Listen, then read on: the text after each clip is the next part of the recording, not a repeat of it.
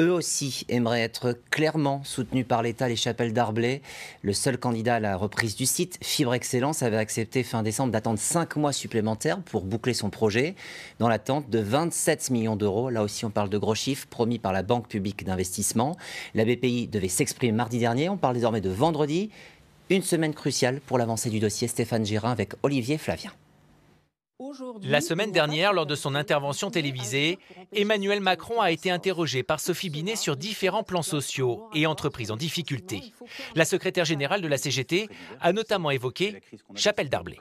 Allez-vous enfin débloquer 20 millions d'euros pour permettre de relancer l'activité de la papeterie de la Chapelle d'Arblay qui a été fermée il y a quelques années? Je n'ai pas la réponse sur la Chapelle d'Arblay, mais on n'a jamais cessé le combat auprès de nos entreprises, vous le savez. Une réplique qui a laissé sans voix les syndicats qui se battent pour la reprise du site depuis des années. Il est élu depuis 2017, il est censé la connaître, la Chapelle d'Arblay. Il a été interpellé plusieurs fois par des industriels. Il a reçu Fibre Excellence à Choose France l'année dernière. Donc le sujet, il le connaît très bien. En réalité, ce sont 27 millions qui sont nécessaires à Fibre Excellence pour pouvoir relancer la papeterie. Un prêt sur une enveloppe totale de 250 millions. Mais l'aide de l'État tarde à venir. En décembre dernier, le groupe canadien lui a accordé 5 mois supplémentaires, une période durant laquelle la Banque publique d'investissement s'est rendue sur le site et a constitué son dossier. La BPI devait rendre son avis le 13 mai dernier. Ça n'a pas été le cas, comme si quelque chose coinçait. On entend dire que peut-être éventuellement il y aurait un problème de débouché de marché.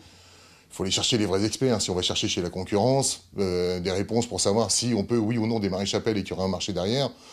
Voilà, demandez au boulanger de ma rue s'il en veut un deuxième, il vous dira non. Ces rumeurs sont-elles un mauvais présage? Impossible de le savoir à l'heure qu'il est.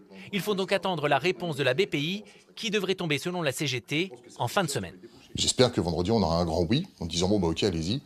Et là, ça sera le joie pour tout le monde. Et s'ils disent on a besoin d'un petit peu plus ou on comprend pas, ou là c'est moi qui ne comprendrai pas, c'est sûr. Et là, il faudra argumenter, il faudra répondre. Il faudra répondre. Et là on ne sera pas obligé de rester aussi gentil que maintenant.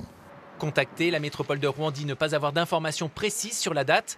Mais dans ce dossier, on le sait, on n'est plus à un report près.